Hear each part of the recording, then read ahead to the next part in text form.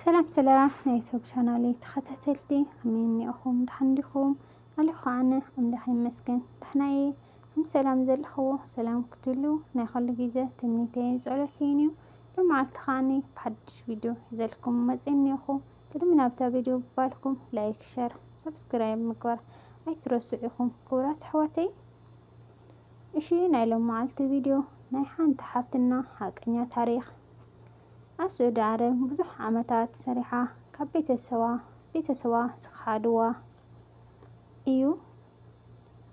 እሺ ናፍታ ፅሕፍታ ናፍታ ታሪክ ከብለኩም እየ። ሓቀኛ ታሪክ ሃፍትና ስደተኛ ካብ ሱዑድ ዓረብ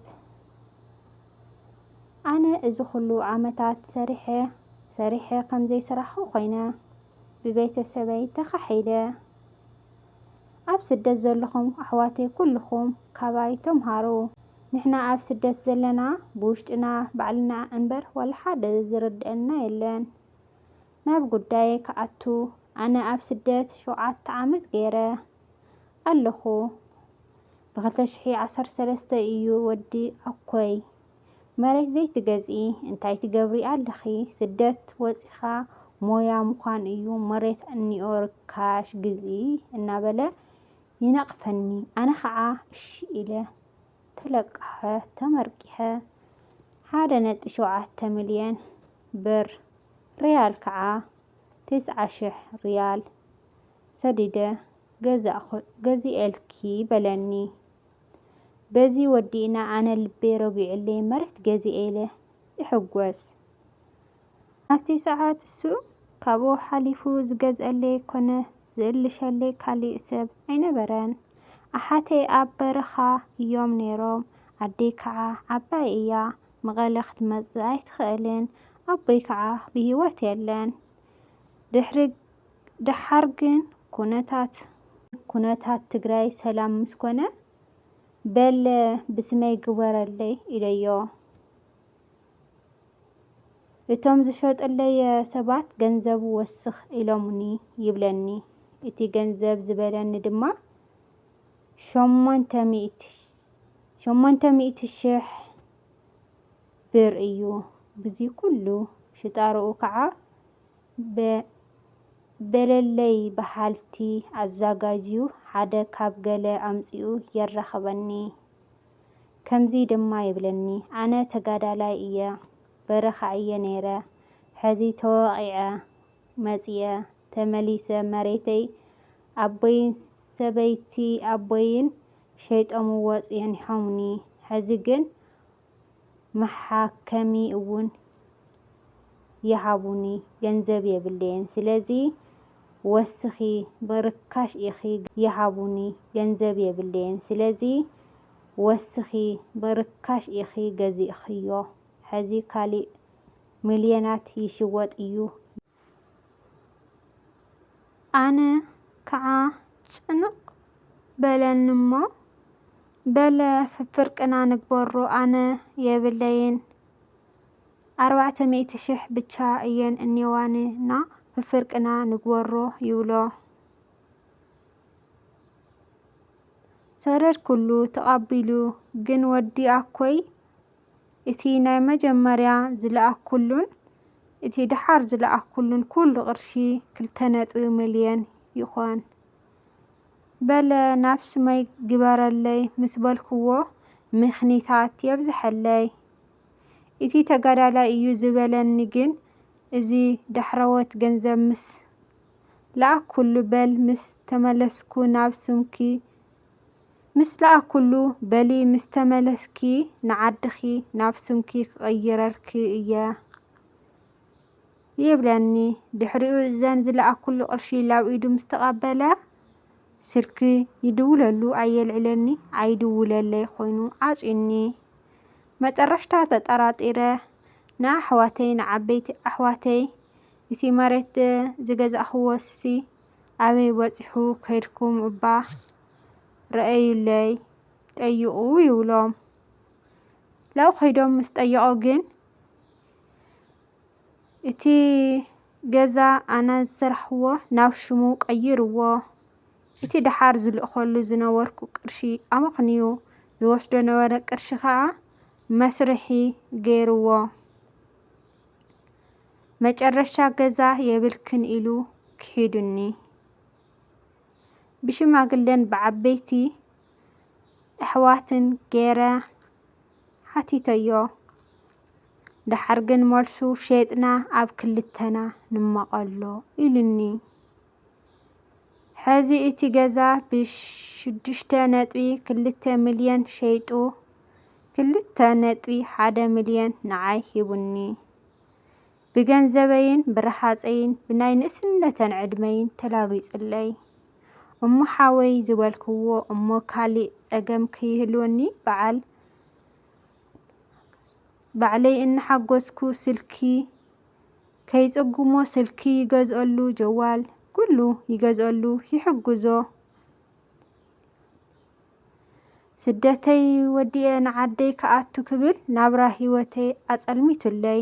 ካባይ ብዙሕ ተምሃሩ ክትምሃሩ ተስፋ ይገብር። በተለይ ኣብ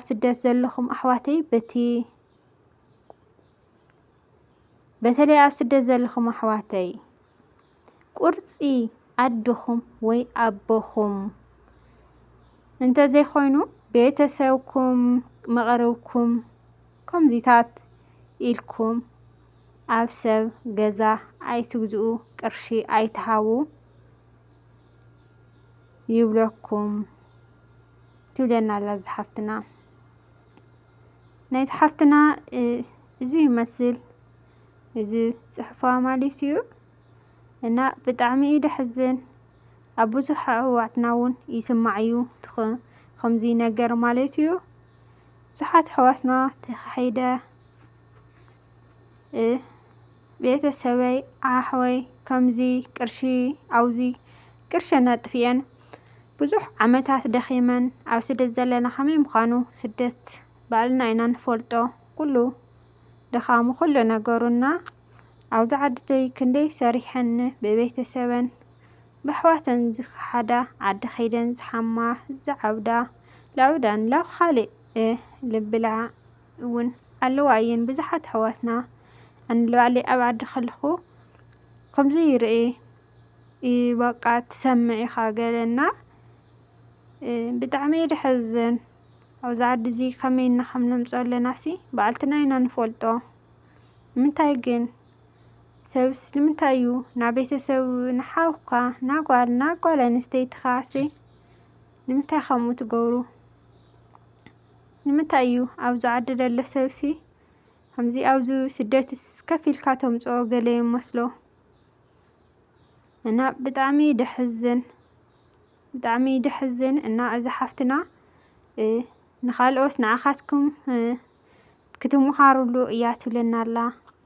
ኣብ ስደት ዘለኽን ኣሕዋተይ ካባይ ተምሃራ ንቤተሰብክን ቤተሰብ ቁርፂ ኣድኻን ኣቦኻን እንተለይኮይኑ ንኻሊእ ሰብ ግዝአለይ ወይ ከዓ ገዛ ይኹን ካሊእ ከምዚ ዓብዪ ነገራት ከም ገዛን ከም ብዙሕ ቅርሺ ምቕማጥን ኣብ ካሊእ ሰብ ኣይተቕምጣ ትብለና ኣላ። ገዛ እውን ገዛ ንኣክልሲ ምስ በቃ ቁርፂ ቤተሰብክን ቁርፂ ኣደኺ ወይ ኣቦኺ ናብኣቶም ንሳቶም እኳ ጠሊሞም ተወልዑኻ ወለድኻ እዮም ትብለና ኣላ። እና ሓቃ እያ ናብ በቃስ ቁርፂ ሓውካ ወይ ቁርፂ ኣደኻ ኣቦኻ እንተዘይኮይኑሲ ፕሊስ ኣሕዋተይ ንጠንቀቕ። ኣብዚ ዓዲ እዚ ከመይ ኢልና ከም ነምፅኦ ዘለና ባዕልትና ኢና ንፈልጦ። ገፅ ሰብና ርአና ክንደይ ካርተት ከይደቀስና 24 ሰዓት እናተደፋእናና ፕሊስ ንጠንቀቕ። ክብርቲ ሓፍትና ከዓኒ ንዚ ምክርኺን ፅሑፍኪ ተሓብክና ምክርኺ ብጣዕሚ ኢና ነመስግን ማለት እዩ። እና ክቡራት ኣሕዋተይ ጥንቅቕ ንበል ናበልኩ እየ። ብጣዕሚ እዩ ደሕዝን ማለት እዩ። እና ተጠንቀቓ ክቡራት ኣሕዋተይ። ገና ለድኽን በተለይ ሓውካ ወይ ኣዴኻ ወይ ኣቦኻ እንተዘይኮይኑ ናብ ካሊእ ምባል ተጠንቀቓ። ኣብዚ ሕጂ እዚ ኣብዚ ሕዚ ግዜስ በቃ እቶም ወለድኻ እውን በቃ ብጣዕሚ እዩ ደፍርሕ ኮይኑ እኒኦ ማለት እዩ። በቃ ኩሉ ነገር ገሪፍ በቃ ላብ ኩሉ ሰብስ በቃ ላብ ቅርሺ እምበር በቃ ሓው قال زبل يلنا إن خورة حواتي تنقع نبال أوزع دزي عاملنا حملم صدر لنا عاد فتار إلى فلتنا و عايزنا كورة حواتي نبرتع كأخوان نقحت نخون خمزي بقال أمن كامنت فقرشنا أمن أوزع دزي بزح عمتها سريحنا عاد خيرنا منم ليولنا بقى منم سويلا داخنتي كفيلا داخنتي نيرنا بقى عدل اللسو منم ما يردوينا كورة حواتي بعلتنا نبل نبرتع حولك نفوتو إذا صحفتي بتعمي كمزي بقى ليت فولتا